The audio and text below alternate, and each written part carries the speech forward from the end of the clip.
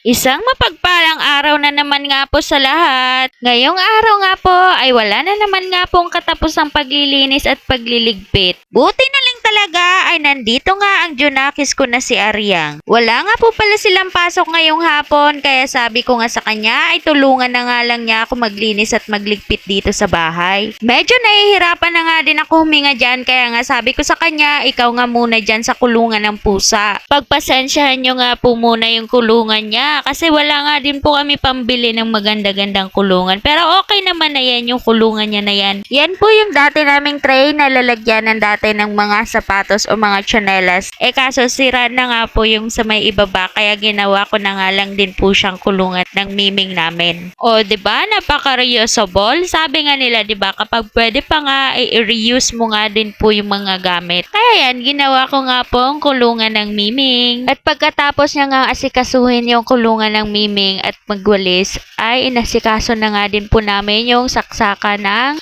washing machine kasi nga sabi ko maglalaba nga po ako ngayon. Buti na lang talaga dumating siya kaya tutulungan niya nga po ako. Syempre bago yan siya tumulong sa akin pinakape at pinakain ko nga muna siya kasi nga sabi ko baka gutom na siya galing sa school. Dito nga din po pala kami sa may harap naglaba kasi nga po sa likod ay masyado masikip kasi nga po may nakataob na bangka doon. Umupo nga po muna ako kaya siya muna yung pinasikaso ko ng extension. Medyo sumikip nga po kasi yung dibdib ko kasi nga nung wala pa siya, ako po muna yung umasikaso dito sa bahay. Hindi na po kasi pwede sa akin yung maraming masyadong trabaho. Kaya lang syempre ayaw ko rin na lagi lang nakaupo. Kaya ang ginagawa ko ay umiikot-ikot nga din talaga ako sa bahay para nga po magtrabaho. At kung ano ang mga nakikita kong trabaho ay ginagawa ko nga din. Kaso nga lang sa huli, ako nga din po yung nahihirapan. At yan nga po pala ay pinaghiwa-hiwalay nga po muna namin yung puti at decolor. Para sabi ko kako ay mabilis na lang kami mamaya kapag nag-washing na nga.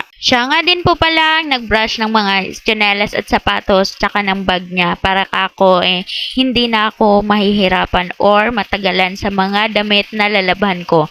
Kakaunti lang naman ngayon yung lalaban namin kasi nakarang araw nakapaglaban na nga din. Minsan kapag wala si Aryang tapos si Papa niya ang nandito, si Papa niya ang tumutulong sa akin maglaba. Kasi kapag ako nga lang talaga mag-isa yung maglaba, sumasakit nga po yung dibdib ko pagkagabi tapos hihikain na nga po ako. 'Di ba? Napakaano ng katawan ko, napakaarte sa mga trabaho. Napakahirap lang din naman. Naghahanap siguro siya ng yayamanin. Hala, hindi ganun. At yan nga po, ay tapos na nga din po kami maglabang mag-ina. Kaya ayan, pahinga muna. Sabi ko nga po ay mamaya na nga lang din po ako magbibihis para sabi ko nga isabay na nga sa paghanap ng ulam namin para mamayang gabi. At yan nga po ay bumili nga din po ako ng lugaw kasi parang trip ng laway ko or hinahanap ng laway ko yung lugaw. Kaya ayan, bumili ka agad ako. O siya, sige, hanggang dito lang po muna yung video namin. Maraming salamat sa inyong panonood. Bye!